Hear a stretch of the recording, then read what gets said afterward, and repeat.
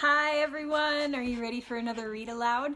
I've got my Scooty, my little Scooty bean, and I've got my book for today. So, are you ready? Oh, my goodness. Okay, here we go. Today's book, Tacky and the Emperor. If you know Tacky the Penguin, which those of you that know me know that Tacky the Penguin is one of my very favorite book characters ever. So, here's Tacky and the Emperor. If you haven't read Tacky the Penguin by Helen Lester, illustrated by Lynn Munsinger, then you need to read that book and then definitely come back and listen to this one because it's fantastic. As the sun set on the iceberg, Goodly, Lovely, Angel, Neatly, and Perfect, and Tacky were telling penguin jokes. "Why did the penguin cross the road?" asked Goodly. "Why?" asked his companions. "He didn't." Lovely, Angel, Neatly, and Perfect laughed uproariously. They couldn't figure out what was funny, but they knew it was polite to laugh at the end of a joke, and this seemed to be the end of the joke.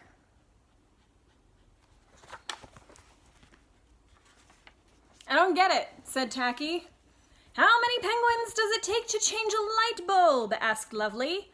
Before anyone could answer, a messenger swooped down and dropped a note. The note read, "The Emperor is coming to visit, like tomorrow."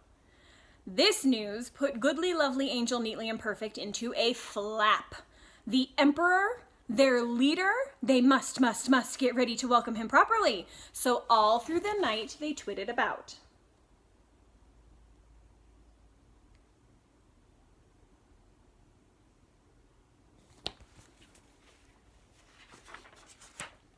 Goodly, Lovely, and Angel made piles of fish-flavored cupcakes, mounds of fish-flavored ice cream, and gallons of fish-flavored punch. Neatly decorated a throne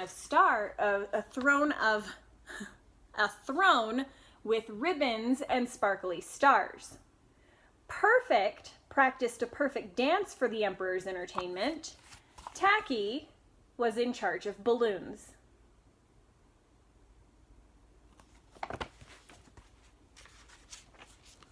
As the sun rose, he blew up the last one. "I'll make this the biggest of all," he thought. So he huffed, and he puffed, and he rose. And the next thing he knew,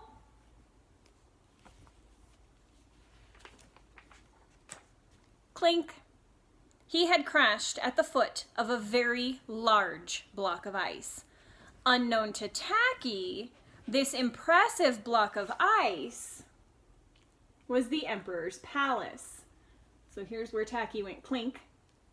If you look over here, you can see our Emperor, and then look at his palace. Very large block of ice.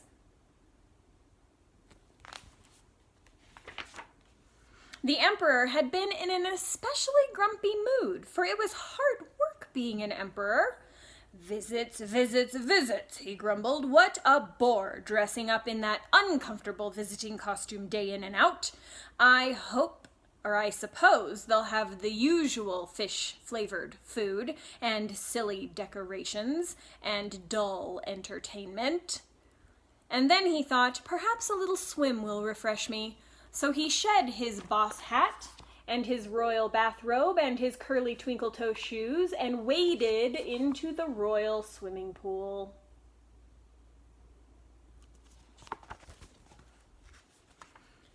"Ooh, looky here," exclaimed Tacky when he noticed the dazzling pile of clothes. "Someone has thrown out a snazzy costume." Chuckling with excitement, he put on the boss hat and the royal bathrobe and the curly twinkle-toe shoes. "Ta-da!" he chirped. "Am I ready to meet the Emperor or what?" And with that, he wobbled home.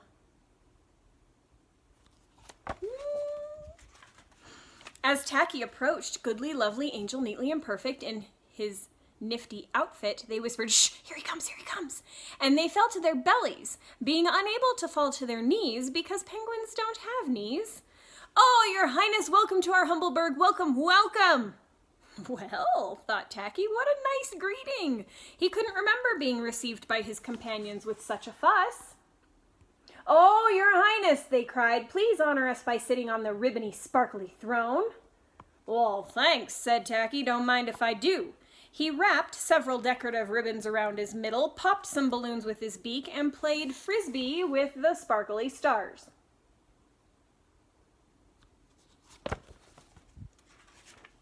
His companions' beaks dropped open at this surprising behavior. But of course they said nothing. After all, this was the emperor. Then they encouraged him, "Please, please, your highness, enjoy some delicious fish-flavored refreshments." "Don't mind if I do," said Tacky as he dived in and enjoyed everything right down to the last slurp. Goodly looked at Lovely, who looked at Angel, who looked at Neatly, who looked at Perfect, who looked at the empty bowls, plates, and pitchers. My, this was a hungry fellow. Rounder than they had expected, too, and certainly rounder than he had been a minute before. But this was the emperor.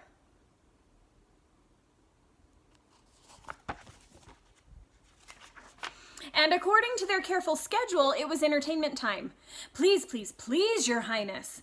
Sit back, relax, and enjoy the perfect dance Perfect will perform for you." "Don't mind if I do," said Tacky. Funny, Perfect had never danced for him before. Wasn't this fun? Perfect was taking a flying leap to begin the dance when...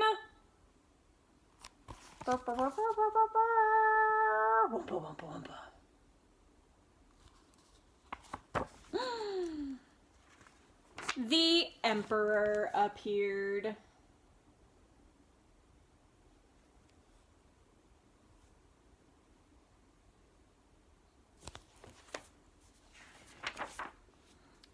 Oops.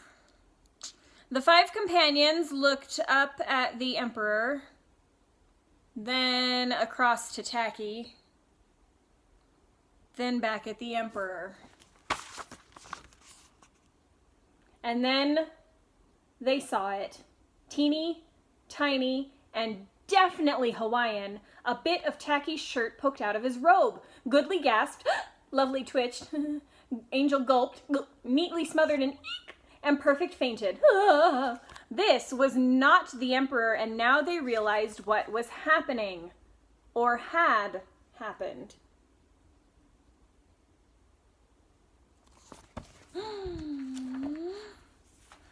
"What's happening?" greeted Tacky, who'd been having such fun he only now remembered that the emperor was coming.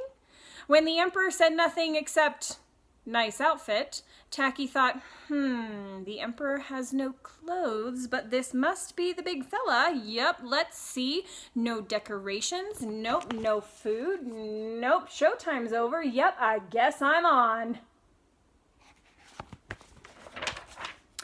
Tacky quickly made a snowball cone and offered it to the emperor. Said the emperor. "No fish." Tacky then gathered a few unpopped balloons and made a lovely decorative hat. "Very comfortable," said the emperor. For a grand finale, Tacky did a hoppity-floppity dance and sang his favorite song. "How many toes does a fish have? I wonder, yep, I wonder. And how many wings on a cow?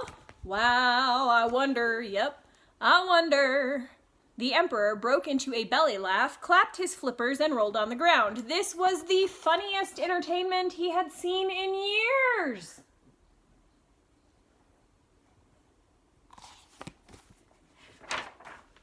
And he didn't have to admire boring decorations, eat fish-flavored food, or wear his uncomfortable visiting costume. He stayed for the whole day, sharing snowball cones and silly penguin jokes. Why, late in the day, the emperor even tried one. "How many penguins does it take to change a light bulb?" he asked. "How many? How many?" begged the penguins. "To get to the other side," howled the emperor, and everybody had a huge laugh. "I don't get it," said Tacky.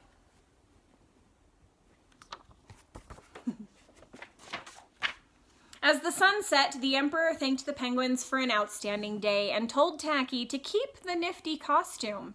"You're a prince among penguins," he said. As the emperor waddled away, goodly, lovely Angel Neatly and Perfect hugged Prince Tacky. Tacky was an odd bird, but a nice bird to have around. All right, hope you enjoyed this story. We will see you next time. Bye.